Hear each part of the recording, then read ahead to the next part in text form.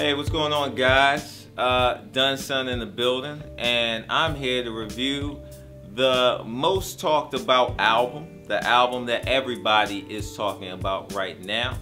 It's the #1 album in the country. But, you know, if I'm talking about the #1 album in the country and we're talking about what's going on right now, what's going on right now is Oxymoron, Schoolboy Q. And I'm about to put y'all on to some jams that you can get into when you pop this one open, when you really get a chance to listen to it. For all y'all guys that's been following TD for a long time, it's been a long time coming since Habits and Contradictions. He's had a lot of work. He's been touring. He said he worked on this album for 2 years. So it was very interesting for me to really see, like, what is he coming with? What is this next sound going to be? Where is he going to take it? So let's get into this. Let's crack this open. Let's see Oxymoron, Schoolboy Q. The first joint that I'm going to crack open, I got to crack this first one open because I'm a big ALC fan. For all those that are in the ALC, you would know that ALC means Alchemist, and what Alchemist produced on Oxymoron for Schoolboy Q, Break the Bank. Break the Bank it's for all the cats that were into that Mobb Deepish. It ain't really a dark sound, you know. It's not total Mobb Deepish, but the Alchemist sound with Schoolboy Q is a perfect marriage. The drums are ill. The sample is really hot. It's a nice rhythm to the song, and it's just that vintage. I mean, it's Schoolboy Q. His style, his persona on an Alchemist track, I think it's really dope. I can't wait to see it perform live. Just a great record, man. Alchemist really gave him a jewel. When you get a chance, you know, check out Break the Bank, man. You can't go wrong. Ill song. Check that out ASAP. So, the second joint I'm going to take you to is Prescription / Oxymoron, the title track. I would be, you know, not doing this album the proper service if I didn't kind of get into, you know, the title track. I feel like the title track, if you follow Q, you know that he's kind of always showing the yin and the yang of what's going on with what he does. And I feel like Prescription and Oxymoron, it's really showing what Schoolboy Q is. Prescription pills, addiction that he was battling. He talks about that. He talks about how he dealt with that, how his family and those issues, how that brought it around. And then the Oxymoron track is just so hard, and it's like a combination, you know what I mean? So you hear Prescription song and then it blends into Oxymoron.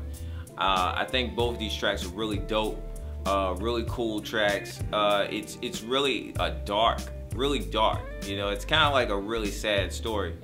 And I heard he doesn't really even listen to that song anymore, you know. I'm sure because it's so close and so personal. And I'm the type of guy, you know, I like to listen to songs that tell you about the artist's life, tell you about where they're coming from when they're doing the record that they're doing. So, Prescription, Oxymoron, check that out ASAP.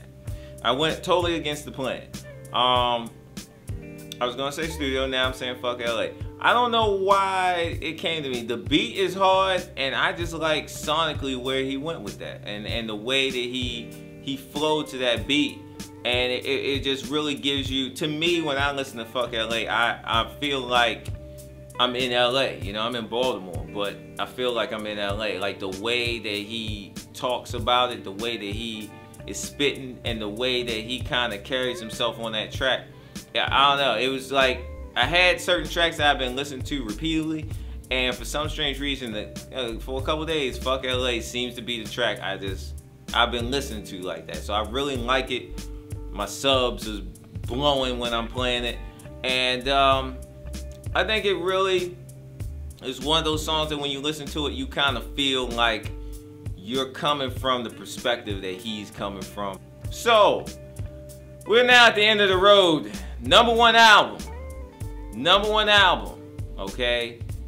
Everybody, you know, there's a little bit of juice. Is it all filler? Do you got some vitamins and minerals in this thing?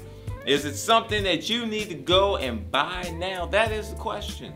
And I would say, yes. Buy it now. Go get that. I think for those that are fans, you understand where he's going.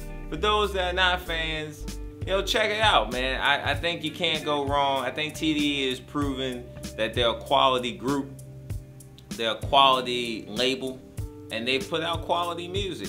TDE has had a history of putting out great records, and I think him working on this record for 2 years, I think he really put, he perfected the whole concept of what he was trying to do. And I think the way people are receiving it is exactly what happens when you put in hard work and really work on your songs. He says he doesn't really, it takes time. Like, he'll take weeks on one song to really put together the right lyrics to it. So I think you gotta go buy that. Support the music, man. The Unnamed Music Show. What else can I say?